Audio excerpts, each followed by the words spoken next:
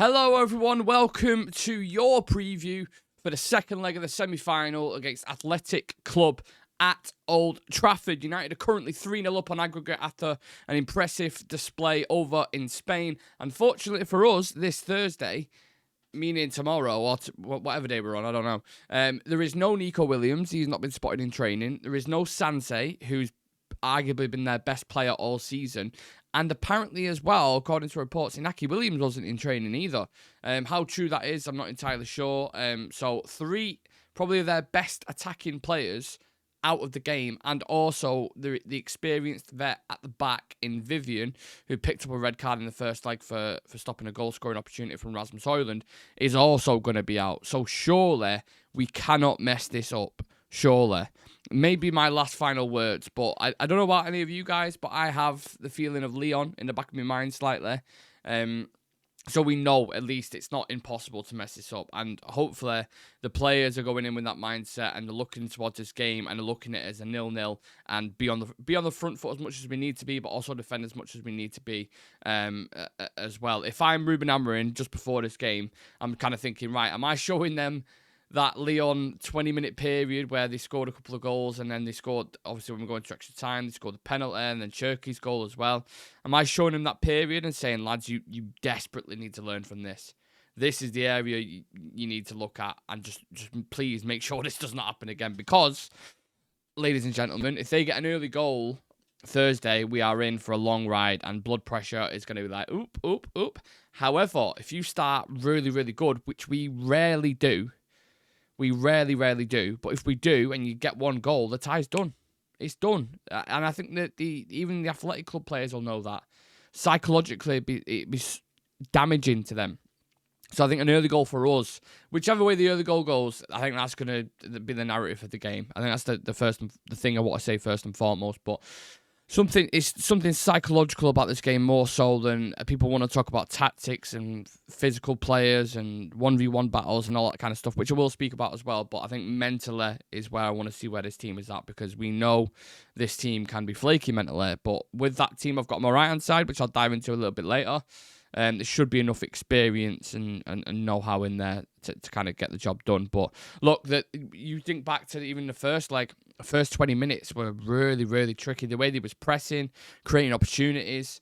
Is there a situation where we then start to sit a bit too deep and then allow the attacks to come on to us and starts getting nervy? And also the crowd are going to play a massive part in this as well, because if you drag the crowd in with you psychologically, then it becomes a pressure cooker and you start feeling anxious and you concede one, then the second one goes in just before half time and it's like, oh, they only need one, can they do it?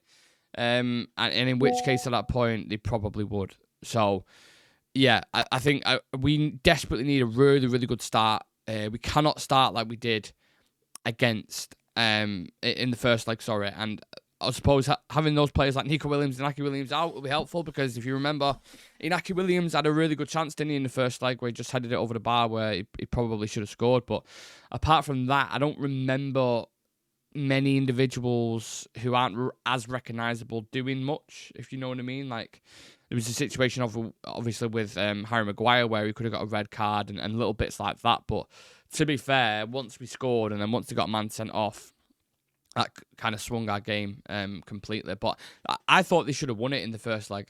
I genuinely thought they should have gone.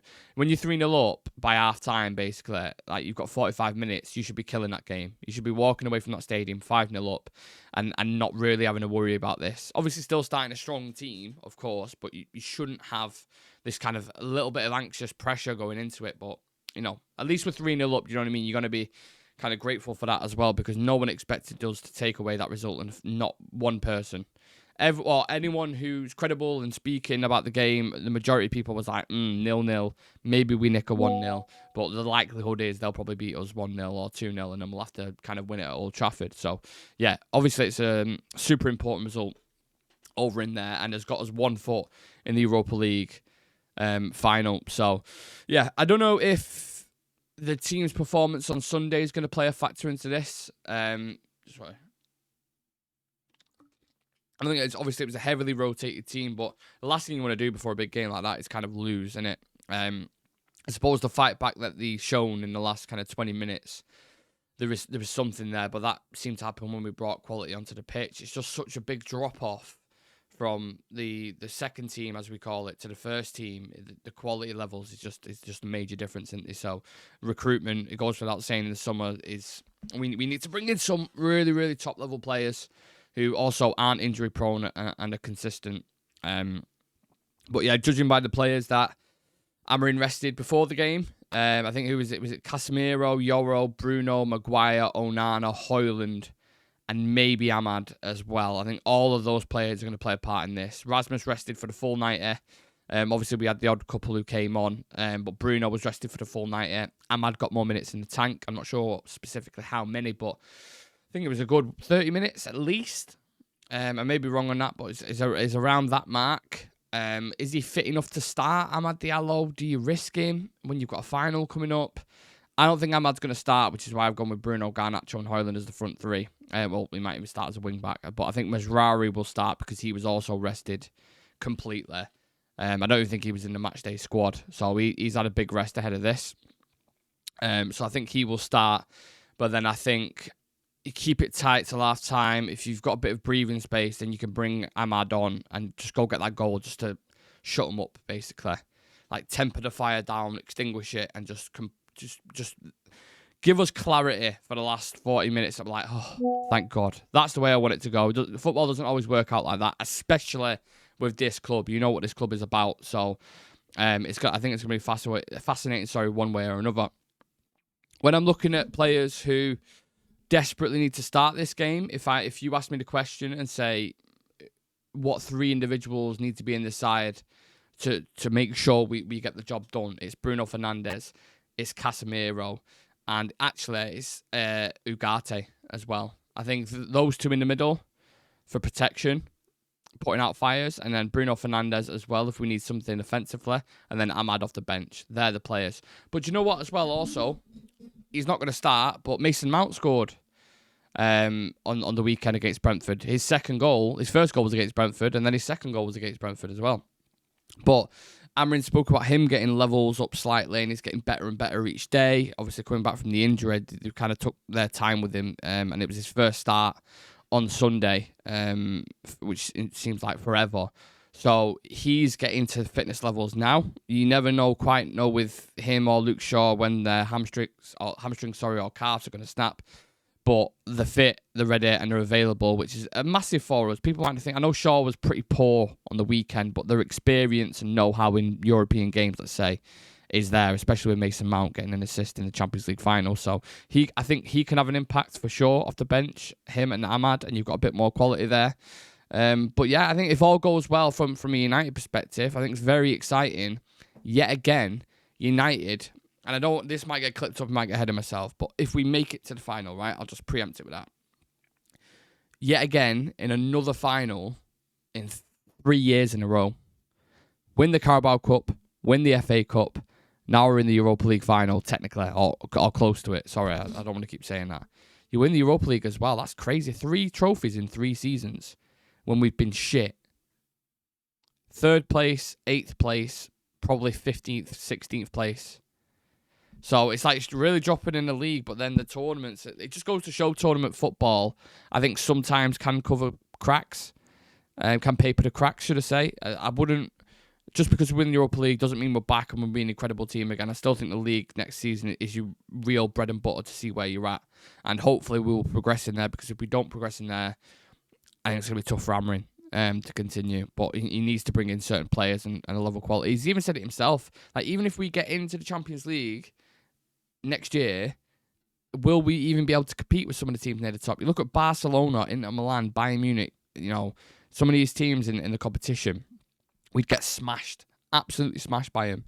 So it's all well and good saying, yep, we're back into the competition if we win the final, but you need to bring the players into this team to match that level of quality.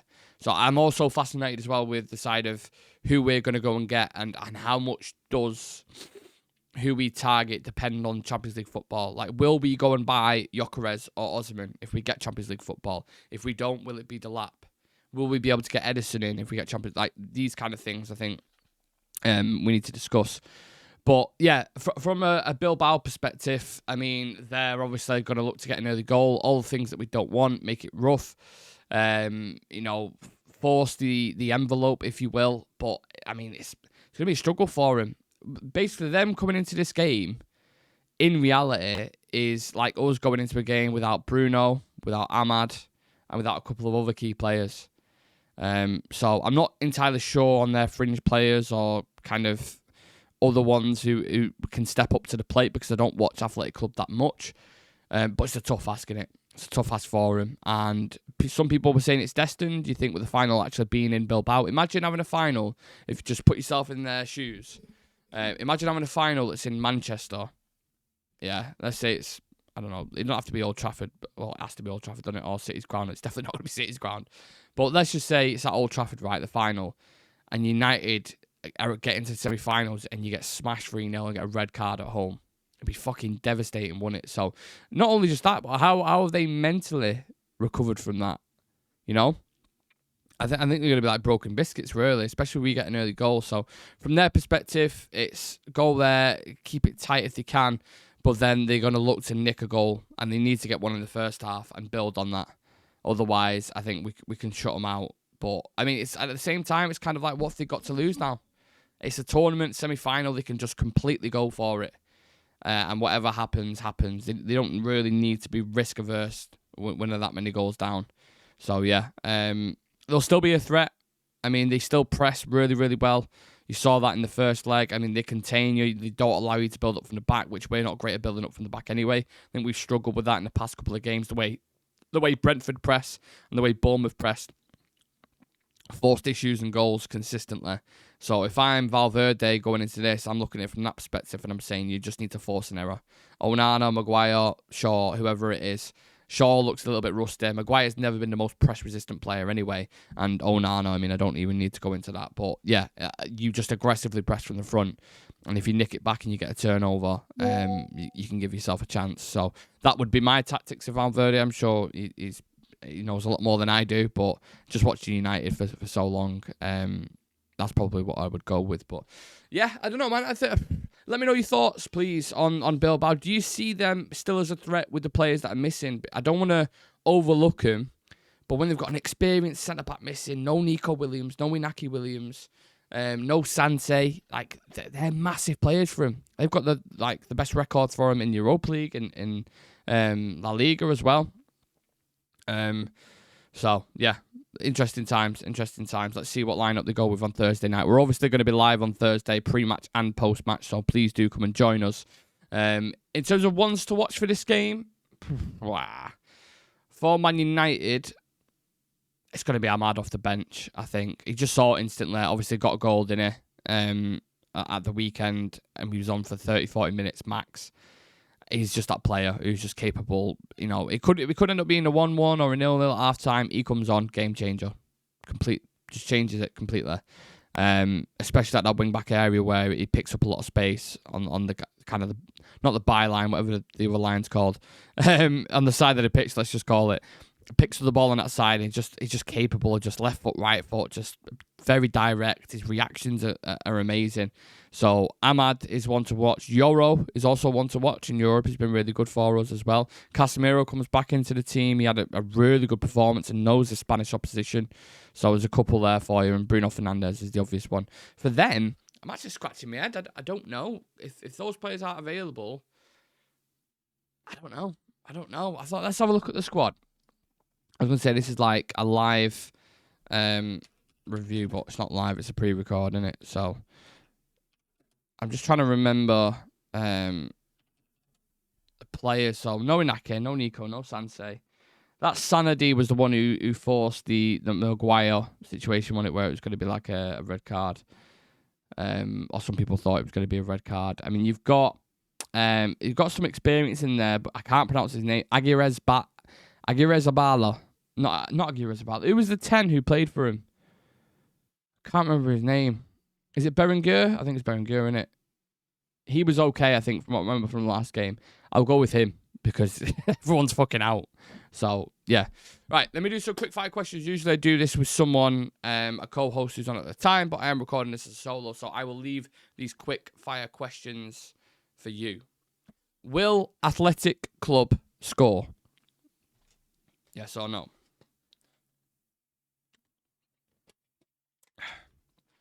Will Amad Diallo score or assist? Will there be another red card? Are you worried about Tottenham in the final? And who gets man of the match for you in the game on Thursday? Let me know. Now, time to get into the starting 11s and the squad and the thought process behind it. The one thing I will say about that back line is the one change I think might happen, but it might not. Euro might be over on the left-hand side, and it might be Lindelof as the right-sided centre-back, potentially. But I think that's probably going to be it. Onana, Euro, Maguire and Shaw. Obviously, Bayern came in on Sunday, didn't he? But didn't look great at all. Made a couple of good saves, but on the ball, he kept slipping. There was some dodgy passes. He looked a bit nervy and shaky at times.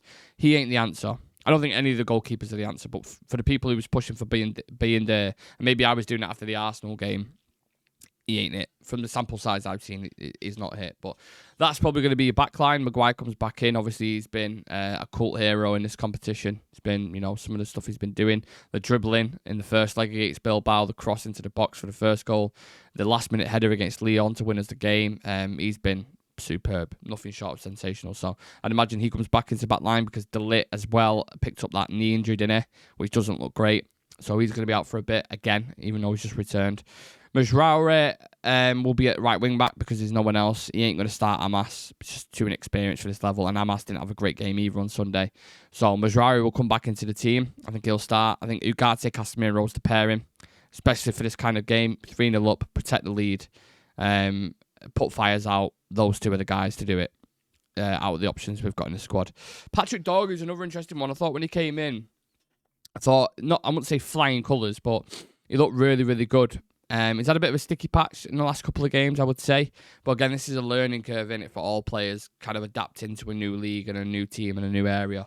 So you can't be too harsh on the kid in that regard. But, when he is on it, when we do have an attacking phase, that left-hand side seems to be an outlet where he seems to be putting crosses into the box. I mean, Garnacho's, Mason Mount's goal came from that area, didn't it, with Garnacho drifting out on that side. So, yeah, offensively, he could be a threat. And then the front three, Garnacho scored an absolute banger. Goal and assist. 10 goals and 11 assists, or the other way around, I think it is this season for him so far. So it looks like he's starting to maybe peacock at the right time. I would keep an eye on him. I think he's going to score on Thursday. Rasmus Højlund should be should be fit, fresh, and available, is what I was trying to say. I think Amarin described his game against Athletic Club as probably his best under him so far. So that's quite promising. He scored a goal recently as well. So you've got a fresh Rasmus Højlund in there, and you've got more importantly, a fresh Bruno Fernandes in there, who scored 2 goals in the first leg against this lot. So yeah, I think there's a lot of positives there. I'm not going to be negative about it when I get into my score prediction. I'm not going to. Usually I would go, maybe it's a 1-1 draw or a 0. I think we can beat these. I do. I think the players that are out for them, and again, I know that's been a reoccurring theme and I've mentioned it a lot of times, but it's super important. They're massive players for him. And the players that are missing for them, the fact that it's all at Old Trafford, I think it'll be maybe a bit of a tricky start, a bit of a nervy start, but I think Garnacho or Bruno will get one and it'll just quiet the Spanish fans down. Our fans will be in joy and we will get into the final of the Europa League and probably be playing Tottenham Hotspur unless they absolutely bottle it away to Bodo Glimt, which, to be honest, I kind of hope they do because we've already beaten Bodo Glimt this season. So I would fancy my chances more against them. Against Spurs, we've already lost 3 times. 3 times already. So I would be a bit nervous for that. But then again, Spurs have got, the injuries in this competition so far, man. Cross your fingers, touch wood, not in that way, that we don't get any injuries in this game. If we get through this unscathed, that's probably the most important thing, please. Amad, Bruno, Cass, all these players do not get an injury, for the love of God, because if you get it to the final, you're playing a weakened Tottenham, who, no James Maddison, he's out for the season, No Bergvall, who's been important for them in midfield. Son is out in a minute. I'm not sure the length of his injury. You've had Solanke with a doubt. Like, they're starting to pick up a couple of injuries at the wrong time. So if there is a good time to play him, which sounds weird because Spurs have been shit in the league, but we've got a terrible record against him, it's now. So yeah, I look forward to this game. I think we're going to win it 2-1. Advance to the final. I think we win the Europa League as well. So let's fucking get it. Let's smash them. Leave your score prediction in the comments section. And do you agree with this team on the right-hand side of your screen? Or would you bring in different individuals? Maybe Lindelof will start as a centre-back. But apart from that, I think that's pretty much what it's going to be. I look forward to seeing you guys for the game. Apart from that, we'll have a show tomorrow as well with all the latest news surrounding United. We've had stories on, Bruno to Saudi. Anthony's getting closer to Real Betis. More and more targets are being confirmed. The goalkeeper from Torino, who's been at the club before. There's a lot of stuff going on around United in a minute. So please do drop us a follow on socials. Turn on that notification bell. This has been the preview for the second leg against Athletic Club in the semi-finals of the Europa League. Take it easy.